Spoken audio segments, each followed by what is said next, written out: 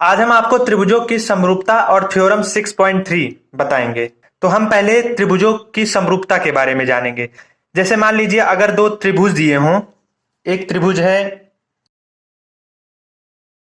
ए B सी और एक त्रिभुज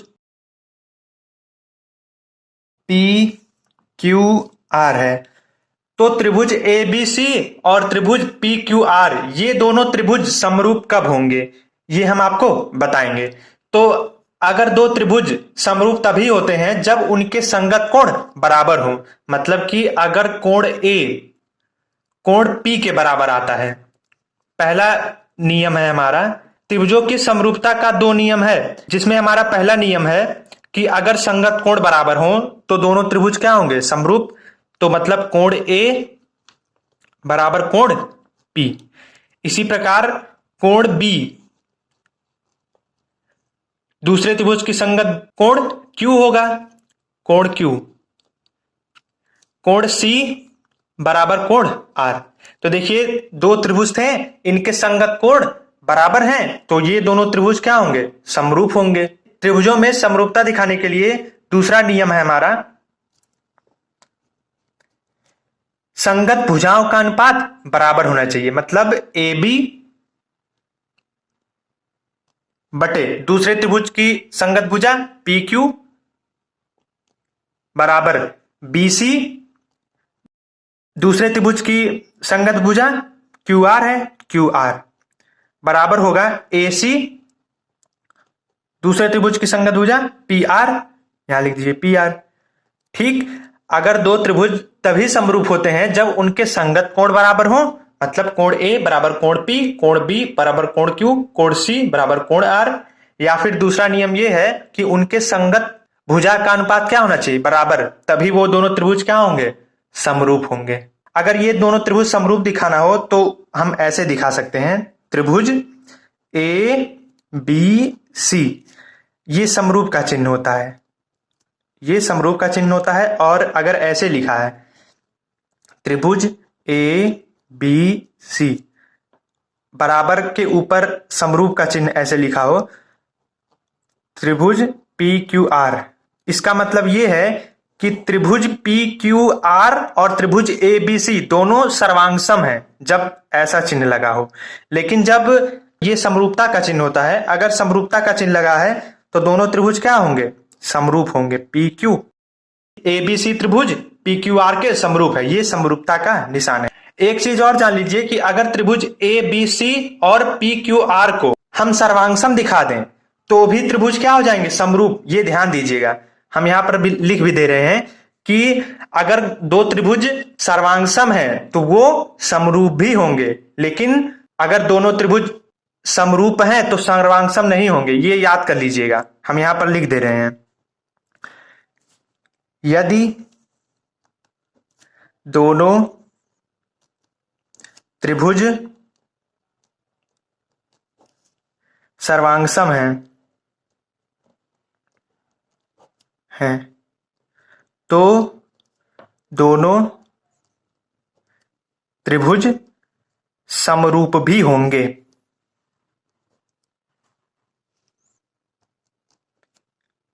इसको याद कर लीजिएगा, इसका उपयोग अभी आगे होगा। अगर दो त्रिभुज सर्वांगसम हम प्रूफ कर देते हैं तो दोनों त्रिभुज समरूप होगा। ये चीज ध्यान दीजिएगा कि अगर त्रिभुज सर्वांगसम है तो वो समरूप होगा, लेकिन अगर त्रिभुज समरूप है तब वो सर्वांगसम नहीं होगा। ठीक, अब हम आपको थ्योरम 6.3 बताएंगे। थ्योरम 6.3 है हमारा, यदि दो त्रिभुज में संगत कोण बराबर हो तो उनकी संगत भुजाएं एक ही अनुपात में समानुपाती होती हैं, इसलिए ये त्रिभुज समरूप होते हैं। तो इसमें देखिए लिखा था यदि दो त्रिभुज, तो हमने दो त्रिभुज ए बी सी और दूसरा त्रिभुज पी क्यू आर बनाया। और फिर लिखा दो त्रिभुज, तो दो त्रिभुज हमने बना लिया। लिखा है संगत कोण बराबर हो, मतलब कि इसमें दोनों त्रिभुज जो दिए गए हैं इनके संगत कोण क्या होंगे, बराबर होंगे। ये हमारा दिया गया है क्वेश्चन में, सॉरी थ्योरम में, क्वेश्चन में नहीं, ये थ्योरम है ना, क्वेश्चन नहीं है। तो हमारा दिया गया है संगत कोण बराबर है ना, तो कोण ए बराबर कोण पी, कोण ए का संगत कोण पी है ना, तो कोण ए बराबर कोण पी, ये थ्योरम में दिया गया है कि संगत कोण बराबर हैं। कोण पी बराबर कोण क्यू, कोण सी बराबर कोण आर। और हमको सिद्ध करना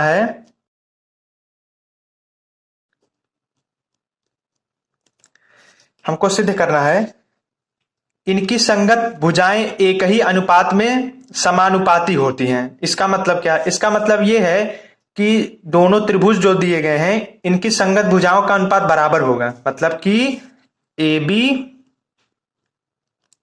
बटे दूसरे त्रिभुज की संगत भुजा पी क्यू है, पी क्यू बराबर बी सी बटे क्यू आर बराबर ए सी बटे पी आर।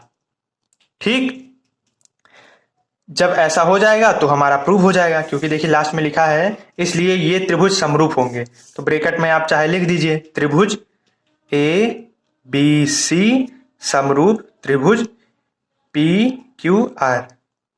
हमको प्रूव क्या करना है? हमको प्रूव यही करना है।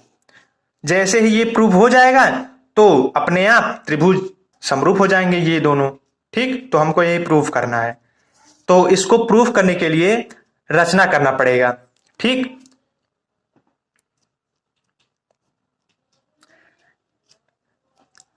देखिए जो बड़ा त्रिभुज है पी क्यू आर में हम एक त्रिभुज बनाएंगे जिसमें ए बी भुजा की लंबाई और ए सी भुजा की लंबाई बराबर होगी। ठीक, ए बी जितना बड़ा है उतना ही बड़ा हम एक त्रिभुज इसमें बनाएंगे। ये रचना है, आपको करना पड़ेगा। यहां पर बिंदु डी लिख दीजिए, डी यहां पर ई, और जो पी डी भुजा की लंबाई है वो ए बी भुजा के बराबर होगा। ये इस प्रकार रचना किया ही गया है कि ए बी भुजा की जितनी भी लंबाई है उतनी ही लंबाई पी डी भुजा की है। ठीक, तो ए बी बराबर पी डी कॉमा ए सी बराबर पीई। प्रमाण,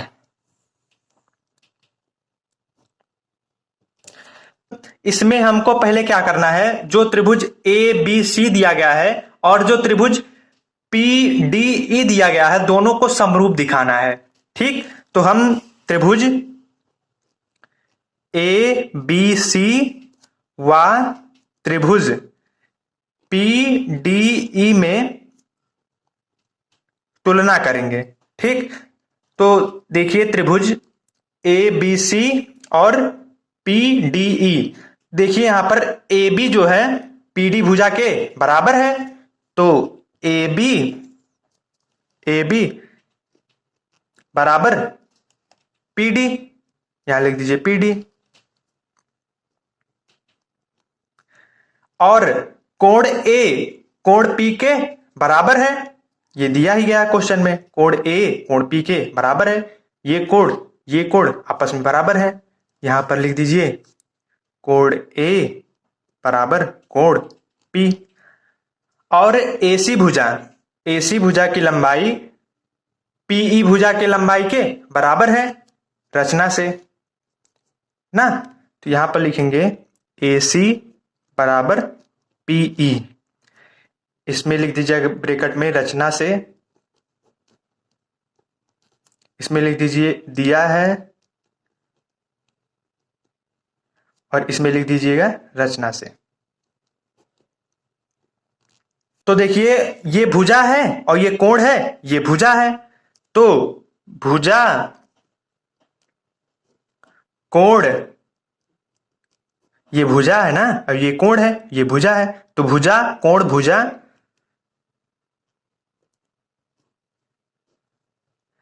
सर्वांग समता नियम से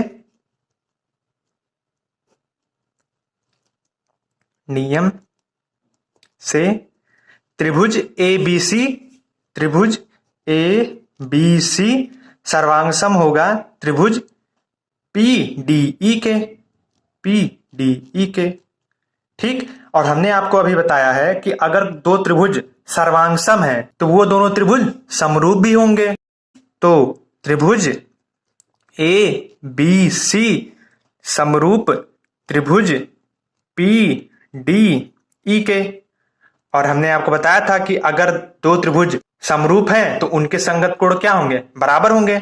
मतलब कि त्रिभुज देखिए ए बी सी और त्रिभुज पीडीई, त्रिभुज पीडीई ये दोनों सर्वांगसम हैं। ये त्रिभुज और ये त्रिभुज दोनों क्या है, सर्वांगसम है। तो इनके संगत कोण क्या होंगे, बराबर होंगे, क्योंकि समरूप त्रिभुज के संगत कोण बराबर होते हैं ना। तो कोण ए कोण पी के बराबर होगा। तो यहां पर लिख दीजिए कोण ए बराबर कोण पी, और कोण बी कोण डी के बराबर होगा, क्योंकि एबीसी त्रिभुज और पीडीई त्रिभुज दोनों समरूप है ना, इसलिए कोण बी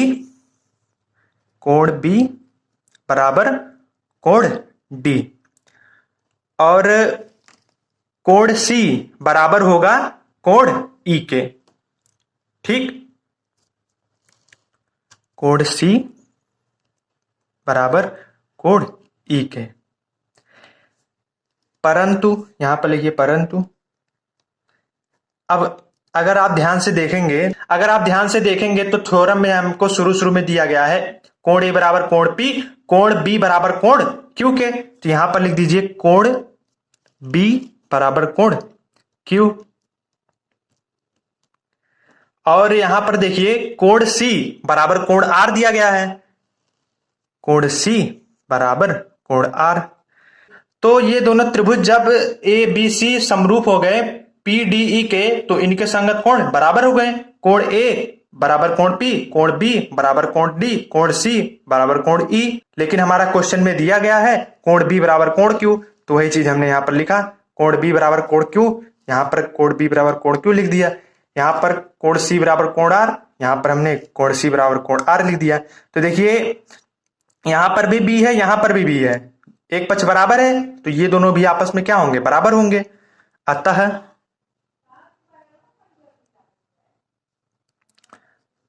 कोण डी बराबर कोण क्यू के। और कोण देखिए यहां पर भी सी बराबर ई है, यहां पर भी सी बराबर आर है, तो सी दोनों बराबर है, तो ये दोनों भी आपस में क्या होंगे, बराबर। तो कोण ई बराबर कोण आर।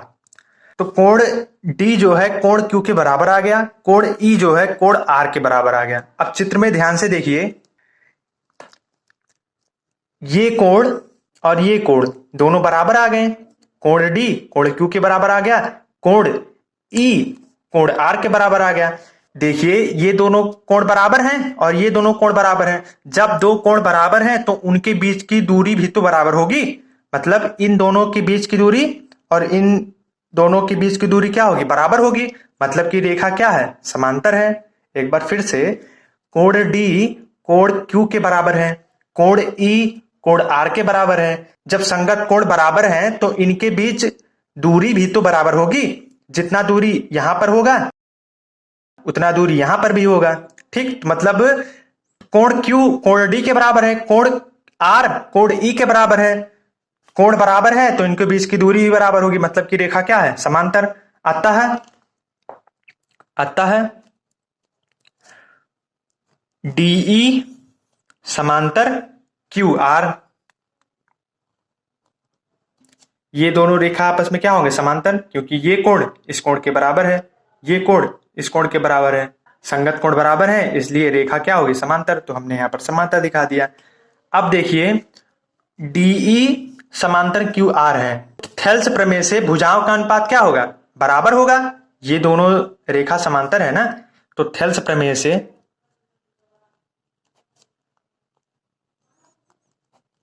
भुजाओं का अनुपात क्या होगा, बराबर होगा। मतलब कि पीडी अपॉन डी क्यू बराबर पीई बटे ई आर। अब हमने सोचा अब कैसे प्रूव किया जाए, ए बी बटे पी क्यू बराबर B C upon Q R बराबर A C upon P R. तो हमने यहां पर लिखा था पीडी बराबर ए बी, तो हम इस पीडी के जगह पे ए बी लिख सकते हैं। और इस पीई के जगह पे एसी लिख सकते हैं। ठीक, तो हम यहां पर पीडी के जगह पे लिख देंगे एबी बटे, यहां डी क्यू है, डी क्यू लिख दीजिए, बराबर इस पीई के जगह पे लिखेंगे एसी, क्योंकि पीई एसी के बराबर है। ठीक, तो देखिए जो प्रूफ करना था हमारा ए बी बटे पी क्यू है, ए बी बटे पी क्यू है और बराबर है ए सी बटे पी आर है। लेकिन जब हमने देखिए मान रखा तो ए बी बटे यहां पर पी क्यू आना चाहिए था, लेकिन यहां पर डी क्यू आ गया और यहां पर ए सी बटे ई आर है ना, यहां पर देखिए पी आर हमको लाना है। ठीक, तो मतलब कि ऐसे हम डायरेक्ट पी डी बराबर ए डी नहीं लिख सकते, क्योंकि तो हमारा प्रूव ही नहीं हो पाएगा। ठीक, तो हमको क्या करना है, पहले दोनों पक्षों को पलट देना है। अभी आपको कारण पता चल जाएगा कहाँ दोनों पक्षों को पलटा जा रहा है।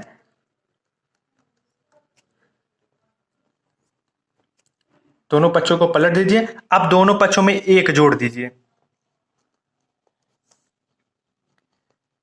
इसमें भी हमने एक जोड़ दिया, इसमें भी एक जोड़ दिया, तो D Q plus P D का गुणा 1 में कराएंगे, पी डी आ जाएगा बटे पी डी बराबर ई आर प्लस पीई बटे पीई। डी क्यू और पी डी दोनों को जोड़ेंगे, हमारा आ जाएगा पी क्यू, यहां पर लिख दीजिए पी क्यू बटे पी डी, यहां पर पी डी है नीचे ना, बराबर ई आर देखिए यहां पर है और पीई यहां पर है, दोनों को जोड़ दीजिए, हमारा आ जाएगा पी आर बटे पीई है, यहां पीई लिख दीजिए। ठीक, अब हमने सोचा अब क्या किया जाए, अब हमने सोचा अगर अब मान रखें तो शायद हमारा प्रूव हो जाए, क्योंकि हमको देखिए नीचे पी क्यू लाना था ना, ए बी बट्टे पी क्यू, देखिए हमारा पी क्यू आ गया, लेकिन ये ऊपर है तो हम दोनों पक्षों को फिर पलट देंगे। पी डी बट्टे पी क्यू बराबर पीई बट्टे पी आर। पी डी बराबर किसके है, पी डी बराबर है ए सी के ना, यहां पर लिखेंगे ए सी बट्टे पी क्यू बराबर पीई लिखा है, पीई बराबर है ए सी के, सॉरी पीडी जो है ए बी के बराबर है, तो इस पीडी के जगह आप लिखेंगे ए बी। ठीक, और पीई ए सी के बराबर है, यहां पर लिखेंगे ए सी बटे पी आर है, पी आर लिख दीजिए। देखिए ये दोनों तो हमारा प्रूफ हो गया। ठीक, इसको इक्वेशन फर्स्ट बना लीजिए। अगर आप ध्यान से देखेंगे तो त्रिभुज पी डी ई और त्रिभुज पी क्यू आर दोनों समरूप होंगे। ठीक, यहां पर समझ लीजिए, त्रिभुज पी डी ई जो छोटा वाला त्रिभुज है पी डी ई समरूप होगा त्रिभुज बड़े वाले त्रिभुज के पी क्यू आर के। ये कैसे समरूप हो गया, देखिए कोण P देखिए इसमें भी है, बड़े वाले त्रिभुज में भी देखिए कोण P है और छोटे वाले त्रिभुज में भी कोण P है ना, कोण PDE है ना, ये जो छोटा त्रिभुज है इसमें भी देखिए हमारा P आ रहा है, और जो ये बड़ा वाला त्रिभुज है इसमें भी हमारा P आ रहा है। ठीक, और कोण Q कोण D के बराबर है, यही देखिए हमने प्रूफ किया था, कोण D बराबर कोण Q आया है ना, तो ये दोनों कोण आपस में बराबर हैं और कोण E कोण R के बराबर है, तो कोण से त्रिभुज क्या हो जाएंगे, सर्वांगसम हो जाएंगे। ये बड़ा वाला त्रिभुज और छोटा वाला त्रिभुज दोनों सर्वांगसम हो जाएंगे, और जब सर्वांगसम हो जाएंगे, और हमने आपको बताया था कि सर्वांगसम त्रिभुज समरूप होते हैं, तो त्रिभुज PDE समरूप हो जाएगा त्रिभुज PQR के। अगर आप ध्यान से देखेंगे हमने प्रूफ किया था त्रिभुज ABC समरूप त्रिभुज PDE को यहां पर लिख दीजिए, त्रिभुज ABC समरूप त्रिभुज PDE, यहां पर देखिए हमने प्रूफ किया था ना ABC समरूप त्रिभुज PDE के। ठीक, तो देखिए ये दोनों देखिए बराबर है, मतलब एक ही जैसा है ना, यहां पर देखिए PDE यहां पर त्रिभुज है, PDE त्रिभुज यहां पर भी है, ये दोनों आपस में बराबर हैं, मतलब समरूप हैं, तो ये दोनों भी क्या होंगे आपस में समरूप। तो त्रिभुज ABC समरूप त्रिभुज PQR, फिर से समझ लीजिए, छोटा त्रिभुज बड़े त्रिभुज के समरूप था, यह हमने आपको बता दिया। और एबीसी समरूप होगा त्रिभुज पीडीई के, हमने आपको अभी प्रूफ कराया है। एबीसी समरूप पीडीई, वही चीज हमने यहाँ पर लिखा है। यहाँ पर पीडीई है, यहाँ पर भी पीडीई है, तो ये दोनों देखिए बराबर हैं और ये दोनों भी देखिए समरूप होंगे आपस में। ठीक, ये दोनों देखिए समरूप हो गया। और हमने आपको बताया था समरूप त्रिभुज में संगत भुजाओं का अनुपात क्या होता है, बराबर होता है। तो त्रिभुज एबीसी समरूप त्रिभुज पीक्यूआर है ना। अब देखिए इतना सारा प्रोसेस दिखाने की जरूरत नहीं है, यहां पर डायरेक्ट ऐसे लिख दीजिए, इसी प्रकार, इसी प्रकार ये दोनों त्रिभुज क्या हो गए, समरूप हो गए। A B C P Q R समरूप हो गए, ये अभी हमने आपको बताया है यहां पर। ठीक, तो ये दोनों त्रिभुज आपस में क्या हो गए, समरूप, तो इनकी संगत भुजाओं का अनुपात क्या होगा, बराबर होगा। तो ए बी बट्टे पी क्यू, यहां पर लिख दीजिए पी क्यू, बराबर होगा बीसी, बीसी यहां लिख दीजिए बीसी बटे क्यू आर, यहां पर लिख दीजिए क्यू आर, बराबर होगा एसी बटे पी आर। लेकिन इसकी जरूरत नहीं है, इसको मत लिखिएगा, ठीक, क्योंकि हमको दो की ही केवल जरूरत थी। अब देखिए यहां पर ए बी बट्टे पी क्यू बराबर है A C upon P R के, और ए बी बट्टे पी क्यू बराबर B C upon Q R है। तो ये दोनों आपस में बराबर है, तो ये दोनों भी आपस में बराबर होंगे। कुल मिला के तीनों आपस में क्या है, बराबर है।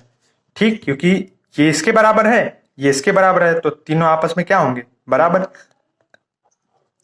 तो समीकरण 1 व 2 से ए बी बट्टे पी क्यू बराबर ए सी बट्टे पी आर बराबर